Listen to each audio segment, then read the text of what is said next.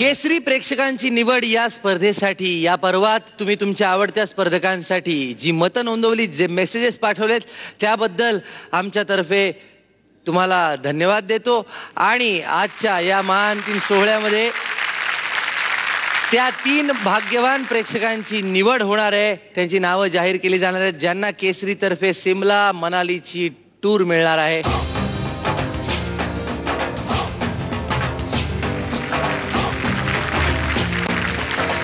तो येतो आणि त्याचे सहकारी येतात आणि आपल्याला एक पेंटिंग दाखवतात, एक चित्र तयार करतात, पण त्या चित्राला लागत नाही कुठलाही कॅनव्हास, कुठलाही ब्रश, कुठलाही पेंट, कुठलाही रंग लागत नाही। फक्त त्यांना हवा असतो एक मल्लखांब आणि एक दोर। आणि मग प्रात्यक्षिक सुरू होतं आणि परीक्षक सुद्धा म्हणतात आजी म्या ब्रह्म पाहिले। जोरदार टाळ्यांनी स्वागत करूया। उज्जैनहून येत आहेत योगेश मालवीय आणि त्यांचे सहकारी।